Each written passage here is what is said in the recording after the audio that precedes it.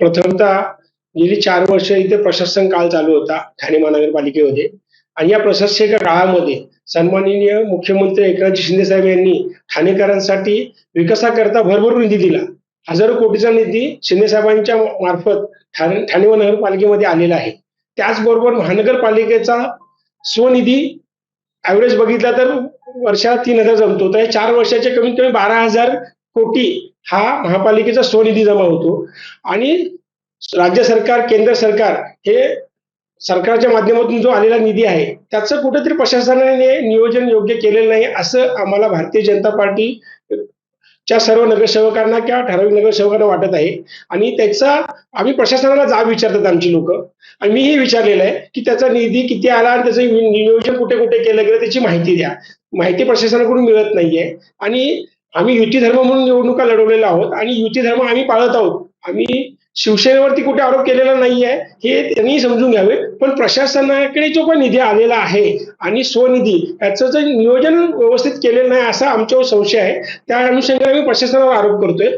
तरी मित्रपक्षांनी स्वतःच्या अंगावर ओढून घेऊ नये, हे त्यांना मी आवाहन करतो. तसेच आमच्या भारतीय जनता पार्टीचा म्हणजे मुख्यमंत्री सन्माननीय देवेंद्र फडणवीस साहेब असतील, प्रदेशाध्यक्ष रवींद्र चव्हाण साहेब असतील आणि आमचे ठाण्यातील ज्येष्ठ आमदार संजयजी केळकर, निरंजन डावकरे साहेब यांनी स्पष्ट युती धर्म कर्तव्य की आम्ही पारदर्शक कारभार ठेवू आणि पहारेकरीची भूमिका घेऊ. ही भूमिका भारतीय जनता पार्टीने युतीत लढवते वेळी पण बोललेले आहेत आणि त्याच्यानंतरही प्रत्येक वेळी हा आमच्या अजेंडा आहे पक्षाचा, तो अजेंडा आम्ही यापुढेही कायम ठेवणार. सर, आम्ही युती धर्म पाळतोय, पण आमच्या अंगावर कोणी आलं तर आम्ही त्यांना शिंगावर घेऊ असा इशारा देखील त्यांनी दिलेला. आता युती धर्म तेही पाळतात, आम्हीही पाळतोय.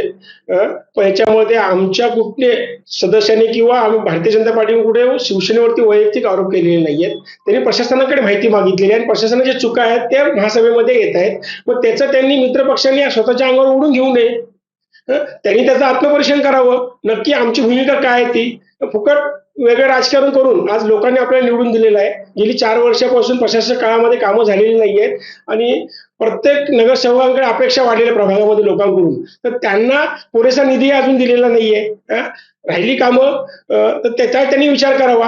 आणि त्याचबरोबर आज स्पष्ट बहुमत महायुतीला दिलेलं आहे. जवळजवळ 76 नगरसेवक शिवसेना पक्षाचे निवडून आलेले आहेत आणि भारतीय जनता पार्टीचे 28 नगरसेवक निवडून आलेले आहेत. आज जवळजवळ 5 महिने होत आलेले आहेत.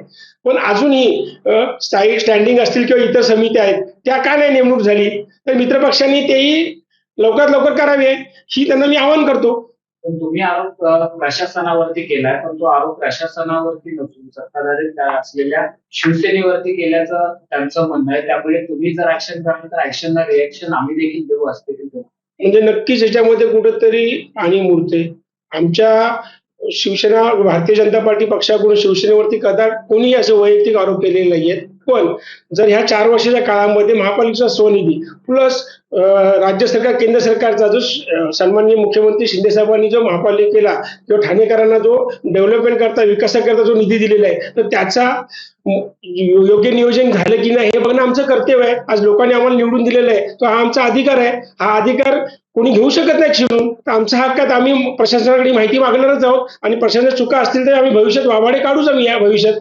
नाही, अर्थसंकल्पीय भाषणामध्ये आणि अगोदर काही सदस्याने की 2,500 कोटीचा गटार पायवाटा घोटाळा आणि मथळेच्या मथळे वृत्तपत्र छापून आली आणि प्रशासनावर आणि आमच्यावर आरोप करण्याचा प्रयत्न काही लोकांनी केला. त्यांना उत्तर देण्याचं काम आम्ही केली. वस्तुस्थिती सांगितली गेली की 2,500 कोटी नाही, हा आकडा आला कुठून. ॲक्च्युली 133 कोटी, तेही पूर्ण ठाणे शहरामध्ये तो आदरणीय एकनाथजी शिंदे साहेबांनी 2021 पासून ते 26पर्यंत दिलेला आहे. तर त्याच्यामध्ये घोटाळ्याचा विषय येत नाही. सर्वपक्षीय लोकांना आणि ठाणे शहराच्या विकासासाठी हा निधी दिला आहे आणि तो चांगल्या पद्धतीने इम्प्लिमेंटेशन त्याचं झालेलं आहे आणि ठाणे बदलते. तेव्हा शीर्षकच होतं मुख्यमंत्र्याचे ठाणे बदलते आणि शिंदेसाहेब मुख्यमंत्र्याच्या रूपाने पहिल्यांदा ठाणेकरांना मुख्यमंत्री पदाचा लाभ झाला आणि मग झपाट्याने ठाणे बदलू लागलं, ठाण्याचा विकास होऊ लागला. परंतु काही लोकांच्या डोळ्यात ते खुपलं असं मला वाटतं. त्याच्यामुळे काहीतरी जाळ्याचा वास आला असं आम्हाला वाटतं. मग म्हणून वस्तुस्थिती सांगण्याचा मी त्याच्यामध्ये प्रयत्न केलेला आहे की 2,500 कोटीचा कुठेही गटार पायवाटा झालेला नाही आहे. 133 कोटीचा जो निधी आला तो 4-5 वर्षाचा निधी पूर्णपणे ठाणे शहरामध्ये वापरला गेला. ठाणे शहराचा विकास झाला. नुसतं गटार पायवाटाला नव्हे तर पूर्ण ठाणे शहराच्या विकासासाठी आदरणीय एकनाथजी शिंदे साहेबांनी हजारो कोटीचा निधी दिला, जो आत्तापर्यंत कोणीही दिला नव्हता. आणि मग ठाणे झपाट्याने बदलू लागलं आणि सर्व नागरिक मुंबईनंतर ठाणेकरांना पसंती ठाणे शहराला पसंती देऊ लागले. आणि आपण बघताय विकास किती झपाट्याने होतोय. आता ठाणे बोरवली जो टनेल होतोय खूप सुंदर असा 15-20 मिनिटात जातो. चांगले कॉन्क्रीट रोड झाले, उद्यानं होत आहे, सगळीकडे चांगला विकास इथे होतो आहे. आणि कधी नव्हे तर काळू धरणाची सुद्धा वन विभागाने NOC दिलेली आहे. आणि शिंदेसाहेबांच्या प्रयत्नामुळे आणि महायुतीच्या सरकारमुळे आणि आता देवेंद्रजी मुख्यमंत्री असताना हा धरणाचा सुद्धा मार्ग मोकळा झालेला आहे. आणि काही वर्षामध्येच ठाणे शहराला स्वतंत्र असं धरणसुद्धा मिळणार आहे. त्यामुळे विकास खूप चांगल्या पद्धतीने झालेला आहे. आणि आम्ही महायुती धर्म पाळणारे सगळे शिवसैनिक आहोत. आणि आम्हाला स्पष्ट आदेश आदरणीय एकनाथजी शिंदे साहेबांचे आमच्या पक्षप्रमुखांचे आहेत की युती धर्म पाळायचा. आणि त्याचं तंतोतंत पालन शिवसेनेकडून होतं आहे. परंतु काही लोक त्याच्यामध्ये खोडा घालण्याचा प्रयत्न करतात, तर त्यांना उत्तर देण्याचं काम मी केलेलं आहे.